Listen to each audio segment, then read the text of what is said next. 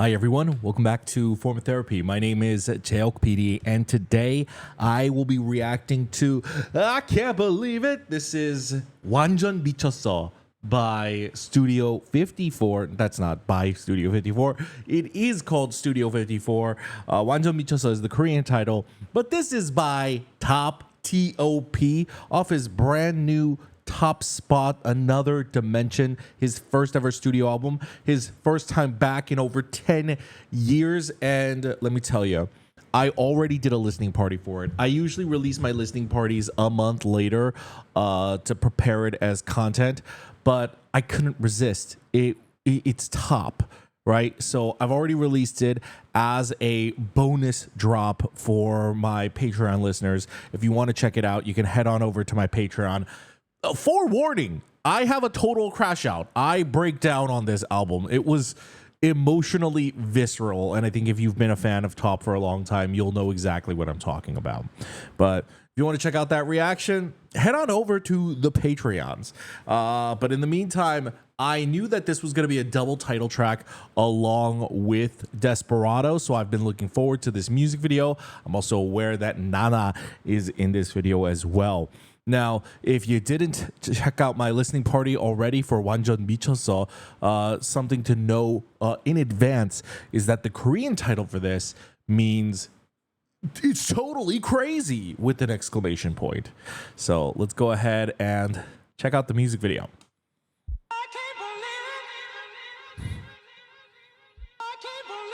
It's from his teasers.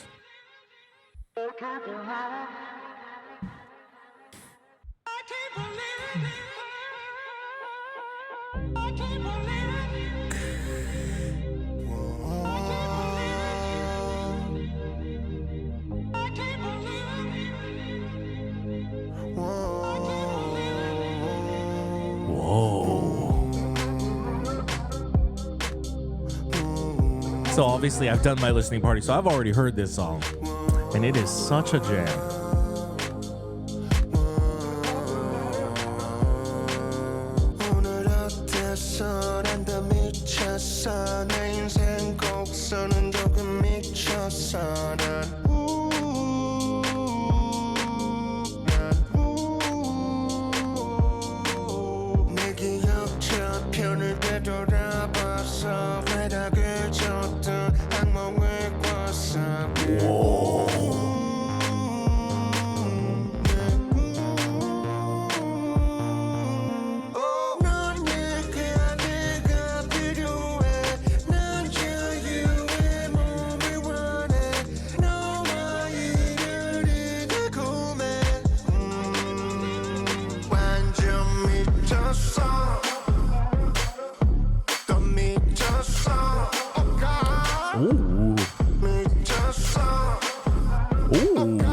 The fit check here is absolutely sick.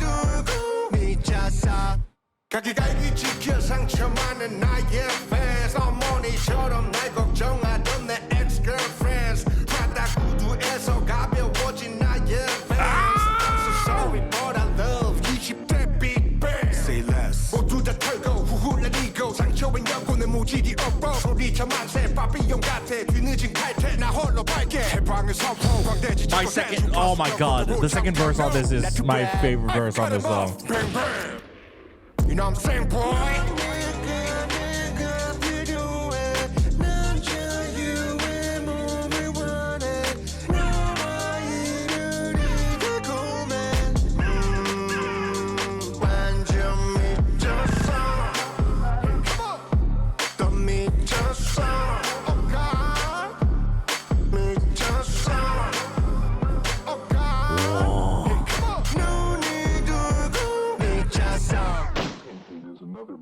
Showing his Da Vinci Smart. What the?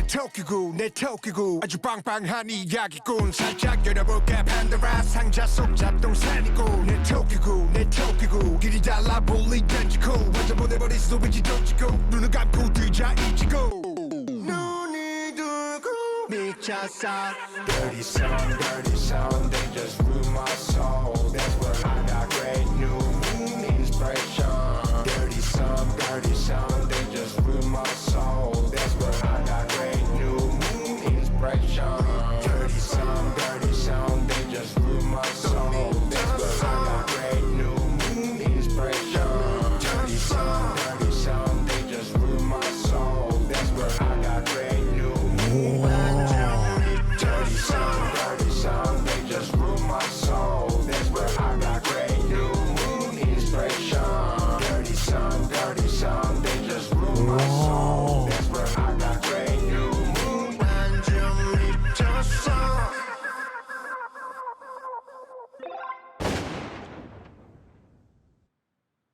What the hell? What the hell is even going on in that music video? Oh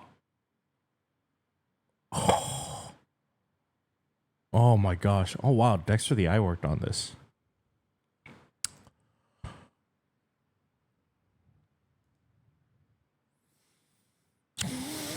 Wow. Wow. Okay. First off, just that is the most visually creative and visually cool and artistically inspiring music video I've ever seen. Even though I have no idea what was happening. Like, I thought I had a vague idea, and that went completely out the window, just the more that I watched. But, like, I think this is something that I don't really talk about too much because it's been a while since I've watched a K-pop music video that made me feel this way. But the set design is immaculate. Like, it's so inspired. And I think it's one of the things about T.O.P that really translates in this music video from his album. You see elements of it in Desperado, and I kind of talked about it in Desperado as well, but I think it's much more prevalent here in that his music feels less like just music. It feels like art. And to say that it feels like art, what I mean by that is there's music that's artistic, and what that usually means is like, oh, it's not obeying conventional pop structure, it's a little bit more creative, and it's not adhering to your typical musical structures that you hear.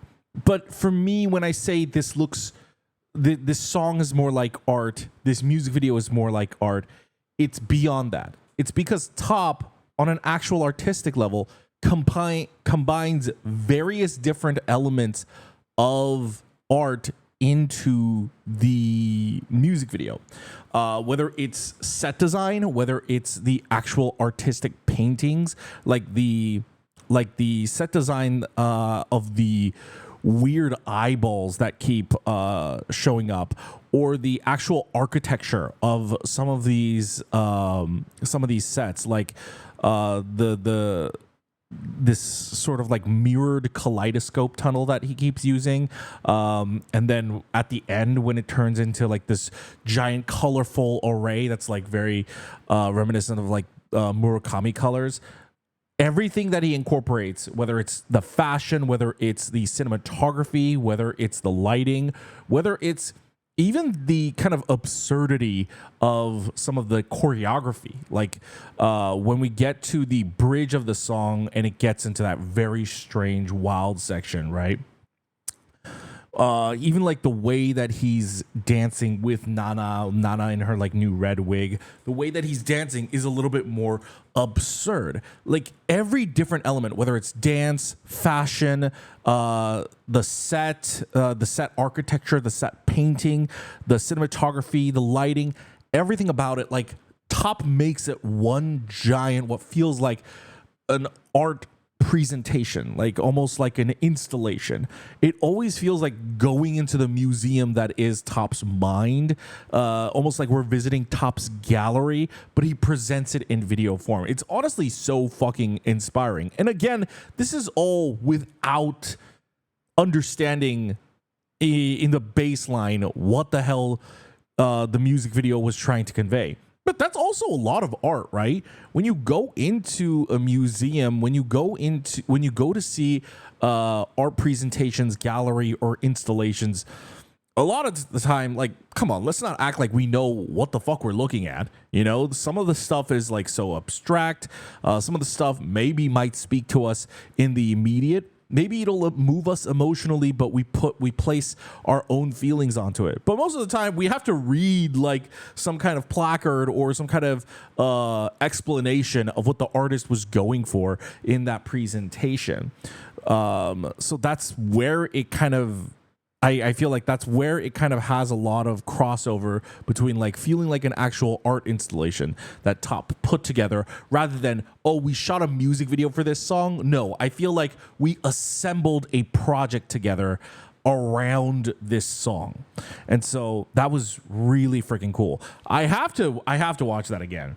I have to check that out again because, again, as visually cool and creative as it was, I don't know what the heck happened. I don't know what the heck I was watching. So let's check it out one more time.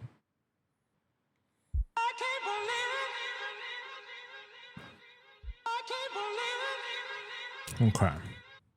Oops. Did not mean to pause.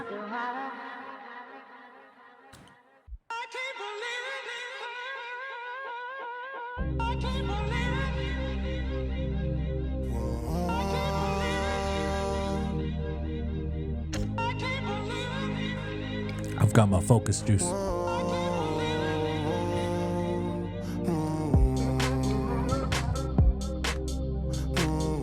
Wow, I did not notice. Wow, the visuals of Nana dancing around in the mirrors right there. Oh. I did not notice that before the fade through. The set design is absolutely wild. Okay.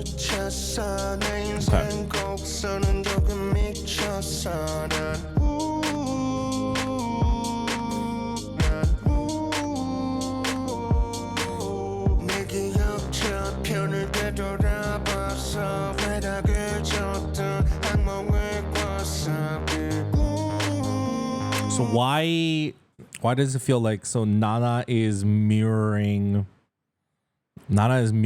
T.O.P taking this drink, right?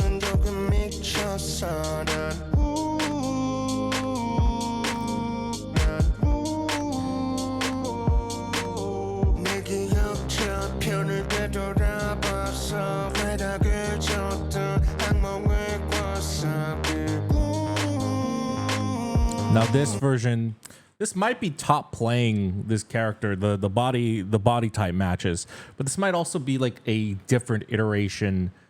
Symbolically, it might be something else, even though T.O.P might be playing it.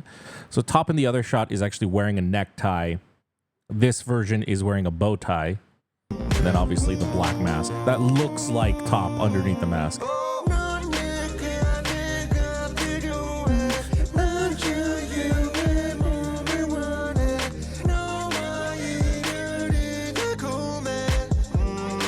The lyrics are, I think, worth paying attention to. I'll refer back to them later, but my God, love this shot right here.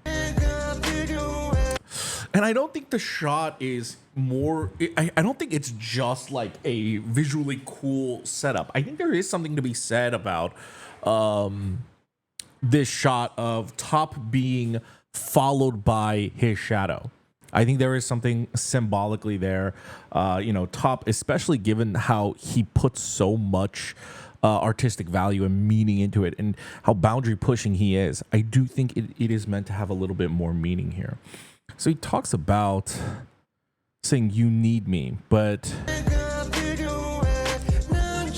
he just wants to be free. Walking away from you feels kind of sweet. So at this point, he talks about looking back on his past. He talks about trying to chase the high of that dream. I think this it's a broadening perspective is if you listen to the rest of the album, he does talk about how much he actually really did enjoy, and we get into it in the second verse as well, how much he actually enjoyed and cherished the memories he has of being part of Big Bang. And he also mentions how people want him back in Big Bang. People are asking, when is he going to come back? And the idea of that still sickens him. And he says here, you need me, but I just want to be free. And that might be the idea of fans saying, we need you back in Big Bang. We want you back in Big Bang. But he just wants to be free of that. And he talks about how sweet it is to walk away.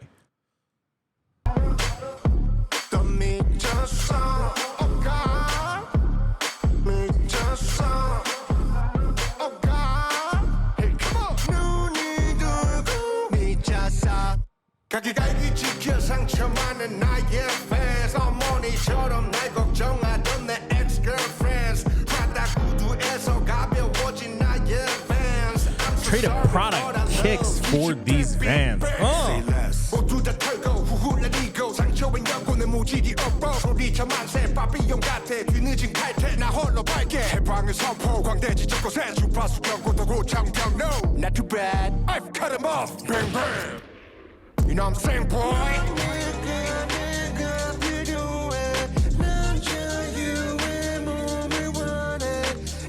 What I'm trying to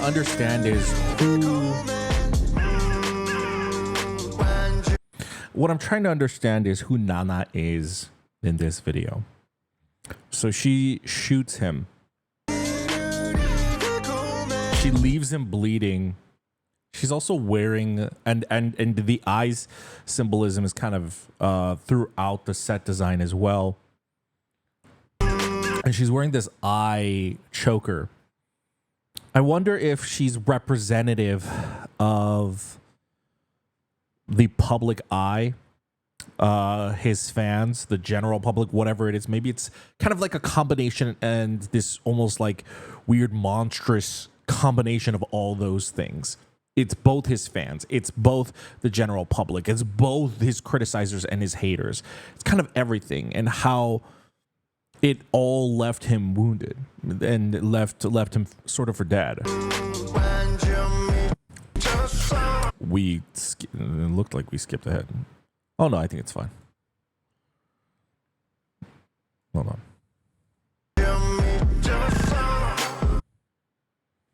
Damn. Hold on.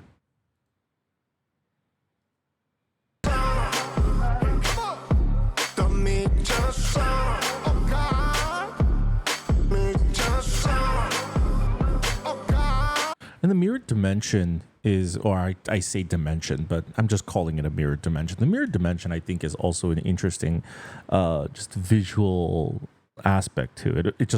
It multiplies everything. It multiplies the versions of Nana. It multiplies him.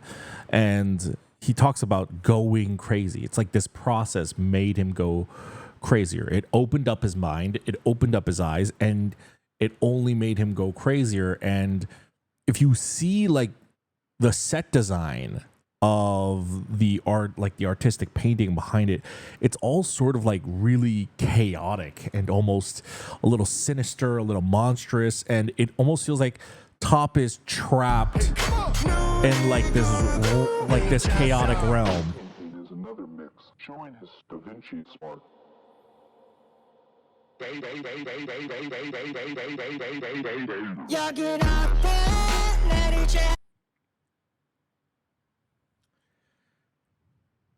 And then who is that? Again, who is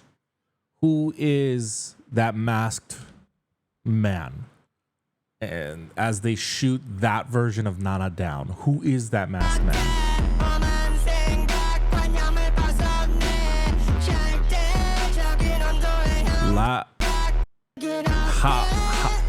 여긴 어때? How does it feel out here under this blazing sun? Left them old thoughts. It's almost like he's been stranded out in the desert. He's like, he got shot, he got left for dead, and it's like, how does it feel out here? Like almost like he's under this blazing sun, left for dead.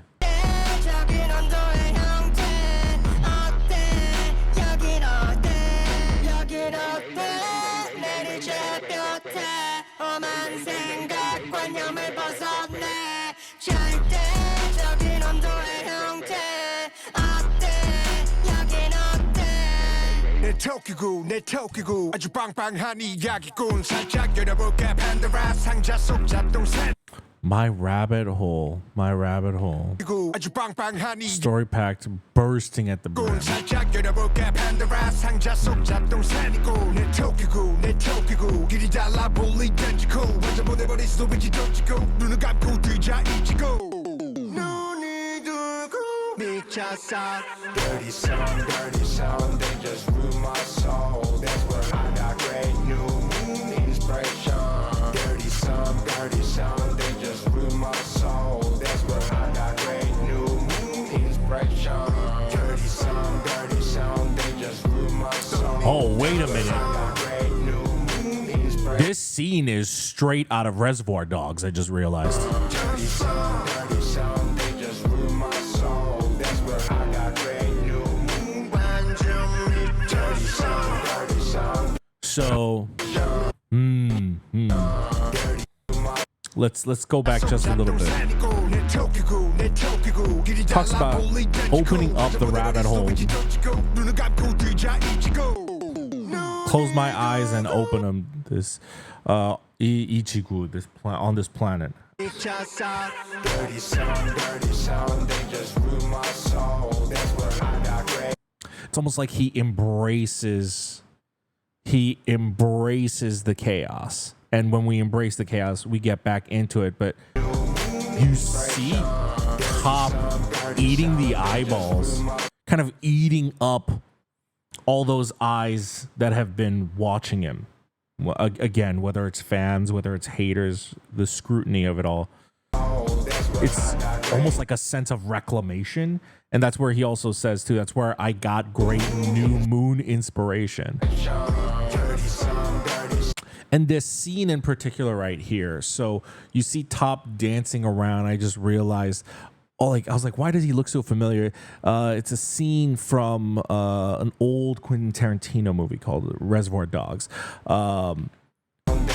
where Michael Mann's character is sort of torturing somebody, and he has this improvised, in the movie it was improvised, this improvised torture scene where he cuts off, it was like someone's, I think he either cuts off their ear or like a finger or something like that. But it's like this very bleak, also like dark comedic moment in the film where he's torturing somebody, but he's like reveling in it. He's enjoying it. He's like playing some music and he's dancing. And to tribute that scene, like right there, is very, very interesting. And then he blinds, even though they've already got this mask on, he blinds them. So again, the eyes are a big part of this. You see the eyes on the walls throughout the music video. You see the eye in the glass when he's drinking at first. And there's this sort of scrutiny. And interesting, Nana is wearing the same outfit as him at the end. I wonder if Nana was not a representation of anybody else, if Nana was almost a different part of him. Nana was maybe like sort of like a pure part of him, an angelic part of him, or just like a different part of him. And maybe when she shoots him, maybe it's even a reference to the self-sabotage that caused everything that went down. So that's where I got great new moon inspiration. Dirty song, they just This is such a. I wonder if he worked with some of the Squid Game. great new moon inspiration. Some of the Squid Game people, because the set design looks eerily so much like. Dirty song, they just ruin my soul. That's where I got great new. And the cinematography looks so much like certain aspects of Squid Game, especially the end right here. But even like some of the other sets in the music video, where they have like this colorful, almost like bright yet sinister presence. Dirty song, they just ruin my soul. That's where I got great new moon. And with him having embraced the chaos, he's got brand new eyes. He ate those eyeballs, and it's given him a new vision. It's given him a new a new look on life. And like, why is he dressed in red? He's dressed in black the entire video, and at the end he's dressed in red. The drink that he consumes is red, as well as Nana's smeared lipstick is red. I also wonder if it's intentional. Like when I said that Nana is sort of in the middle of the video when she shoots him, she is sort of like portrayed as like almost the version of him that kind of ruined his life. Again, like further promoting the idea that she's just a different version of him, or like a psychological manifestation of his past and his ideas, in that she's wearing these white and black stripes. You know, in old filmography, it's like a prisoner uniform, right? And so maybe it's again, there's that aspect to it. And even he is wearing, I think, under that silver jacket, a black and white shirt. Yeah. You know what I'm saying, boy? I wonder if that's what it's supposed to be. If that's what that representation is supposed to be. It's like that point that ruined his life. But then this version of him, so like the stripes are inverse now. It's not inside. He's wearing it as a coat. So her hair is red, and she's also got a ring with a cherry on it. So there's this red version of Nana, and there's this talk of the sun, the dirty sun that stained his soul, as well as there's lyrics talking about almost like him being left out. It feels like he's left out in the desert, and this heat is scorching on him, and he's sort of like lost. And even if we look at his eyes right here, it almost looks like it looks like an evil eye, right? And it sort of looks like the eye of Sauron, but in a way, it also looks like a sun. And so maybe he like, it's the idea that he like, and this is only part of his transformation. One eye has turned, right? And then throughout the rest of the outro, as he consumes the eyeball, the transformation is furthering and furthering and furthering. And by the end, he's sort of like fully integrated with that chaos. He's fully consumed and been through that journey, and he's come out a sort of different type of monster. And I don't know why this person is portrayed with like the mask on, with like the headphones, but in terms of the mask, it could speak to that might be what that might be what the symbolism here is. Like this person might actually be the representation of, rather than Nana, this person might be the representation of his fans, the general public, his haters, the scrutiny, the news, whatever. Because the mask is sort of like a general blank sense of anonymity, right? And and then him shooting it is sort of him sort of shooting it down and taking back his power. So I don't know. There's a lot to be said, and you can interpret it however many different ways. I'm sure other people might have different interpretations of this music video from me, and I would love to hear your interpretations on T.O.P's Studio54. I'd love to hear what you think Nana represents. What does the person in the mask represent? And that is why this shit is art. He did such an incredible job at giving us a music video that isn't really a music video. It's not even really a film. It's just a visual presentation. And again, it's something that only really truly some of the greatest artists can do. T.O.P with this album, if you're not going to check out my listening party, I will say T.O.P with this album, and my favorite track is The Giant on it. T.O.P with this album really just solidified why I always believed in him. So I I got onto Top, like I locked onto Top, not because like he was the guy that danced different or because he had a unique rapping style. I always enjoyed those aspects of him, but I just liked Big Bang. I loved Big Bang when I was young.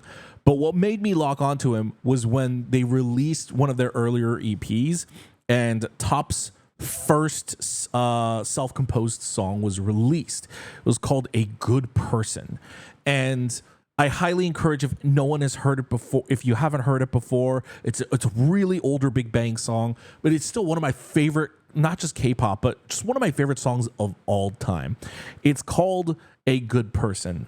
And what really made me kind of open my eyes to Top on that song was the parts that he gave himself on that. He wrote that song, and up until that point, like he got no vocal parts, right? Because of like listen to his voice, right? But the way he gave himself vocal parts on that song, and it sounded so sorrowful and also so interesting. It wasn't like the cleanest, most melodical thing, like something like Taeyang does. He was like, like he's like singing so interestingly, and I was like, whoa, this is so innovative, like not just for like K-pop but for like music in general. And like the lyrics and the emotion of what he was writing for A Good Person, I thought like this is such an emotionally complex song. And so I had been waiting such a long time for Top to really flex that artistic muscle. And then he had like the Monkey Magic song through YG and stuff, and I was like, okay, I can tell like this was the label forcing him to do something more of like the YG pop thing. But I was always waiting for a Top album, like in the way that GD had multiple solo albums, Taeyang had multiple solo albums. I was like, Top is cooking up something. This man has not released an album yet. He is cooking up something. He's cooking up a storm, and he's not going to release it until he is ready. And it is unfortunate and sad that he had to go through probably the most tumultuous thing that anyone could ever go through in terms of like public scrutiny. You know, obviously there are worse things in the world, but public scrutiny, I'm not going to downplay that he went through something horrifying, and pain is subjective to the individual. And I, as a Top fan, when he said that I am done like with music, I'm done with K-pop, and he walked away for 10 years, I believed him. I don't think it was a marketing ploy that he didn't release an album for 10 years. I think he had to go on this soulful journey. He had to go on this philosophical journey. And I believed him, and, I respected his decision. I never once said, Top, please come back. It's just like, I didn't even hope that he would come back because of the amount of like scrutiny and hate that he got during the time. I was like, I understand if this dude never comes back, like why would he, like people were so not good to him. Right. And it's of course arguable, like over why, but I personally thought like over what, over this bullshit, small law, like again, like it's a different story of how that law is viewed in Korea, of course. But it's just, as a Korean American, I just felt like we have a history of persecuting some of the lightest crimes while excusing some of the most horrible crimes. I think it is one of the most hypocritical things about my society that I think it really brings me to tears and really brings me to shame. I think there are a lot of things about Korean society that I love and I love to celebrate, but I'm not going to also hide away and shy away from the fact that like we look at certain crimes and some other crimes the wrong fucking way. Some of like the most horrible crimes in Korea get a slap on the wrist, and then some of the wrong crimes that I think should be a slap on the wrist, if anything, they view as like some of the worst crimes of the century. And so I never thought he'd be back, and the album was devastating. It both broke me and it healed me at the same time, and it just gave me all of the fulfillment that I had not been waiting 10 years for since he quit. it was the 20 years since I was a teenager when I first became a T.O.P fan, when I first listened to A Good Person, when I first became a T.O.P fan, and I first believed in him of like, holy crap, he is one of the most boundary pushing, genre defying artists of our time. I've been waiting 20 years for an album like this, and he fully delivered. Like, he so delivered. Like, if he never made another album again, I would be so satisfied, because this can satiate me for the rest of my life. But I heard that he does plan to release more albums, and thank Almighty that that's the case. But for Top Spot, Another Dimension, it's an incredible work of art. And this music video, Desperado was a layup, and Top Spot was, it knocked it out of the park. Would be great if we got some more music videos out of it, but if he's only producing 2 music videos for the 2 double titles of Top Spot, of Studio54 and Desperado, it still was very satiating. With that in mind, guys, that's going to be it for me. I'm going to wrap up my reaction to T.O.P's Studio54 music video. Let me know your theories and ideas and reactions to the music video.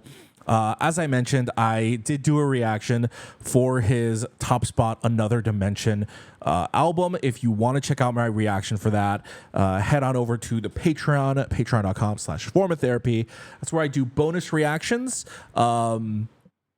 Just because of like copyright, and it's a great way to support the channel. So I really appreciate it. Of course, you don't have to support the channel monetarily if you don't want to.